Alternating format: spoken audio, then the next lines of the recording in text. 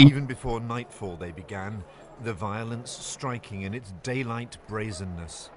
This is Hackney in East London. Already it was clear that the police, for all the efforts of those on the ground, were not equal to the task that lay ahead. The escalation was rapid, alarming, and in many places terrifying. In Croydon, a couple of hoses from overwhelmed fire tenders were no match for the rapacious advance of the flames. A photographer captured this desperate leap to safety, the image capturing how suddenly the mayhem came. In the west, chaos descended on leafy Ealing. It brought sudden terror to settled suburban lives. People within minutes in genuinely mortal fear. They broke a window and started to climb over the bar, looking for the till, breaking everything. I escaped on the back through the corridor and locked myself into the kitchen because it's a fire door, so I thought they can't break that so easily. I could hear them breaking everything, and it was terrifying. In Clapham, hundreds of youths smashed shop windows and looted. These pictures show how young many of them are, some barely out of childhood, and how much they seem to be enjoying it. They also show a breathtaking sense of impunity. There is nothing there to stop them. Here, a group of rioters pause, apparently to help a young boy, clearly bleeding from a wound to his face. Instead, it's a ruse to quietly rob an injured teenager. He just took something from his bag. This morning, London woke to the aftermath. For many, the shock of the night gave way to outrage. It's absolutely disgusting. They are feral rats. What are those parents doing? Those children should be at home. They shouldn't be out here causing mayhem.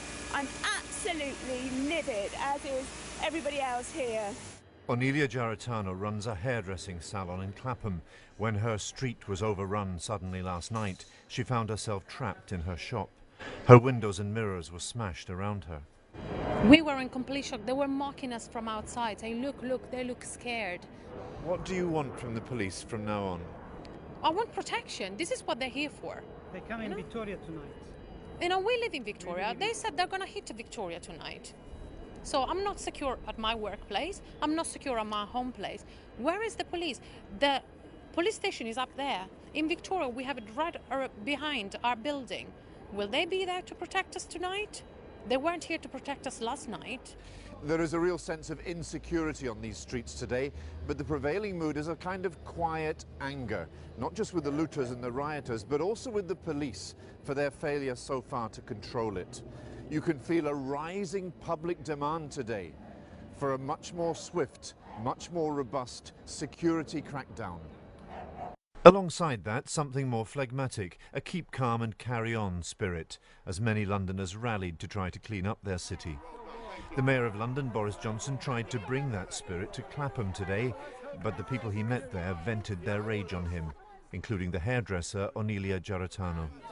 Where were they? At 5 o'clock we knew they were going to hit, and no one was here.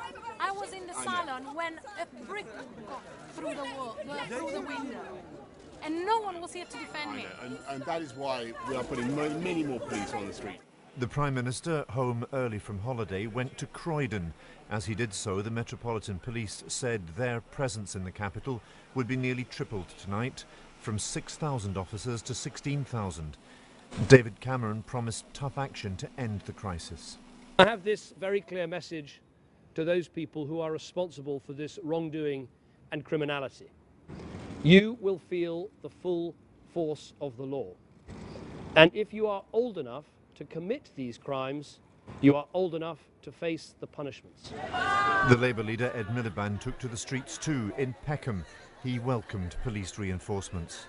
I think it's right that substantially more police officers are being put on the street, because I think we all know that the situation on the streets needs to be got under control, because the public safety of our citizens, the ability for them to go about their business in a lawful way, is an absolute priority for any government and for any country.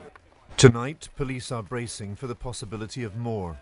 London waits, uneasy and uncertain, its famous landmarks against a new, unsettled cityscape.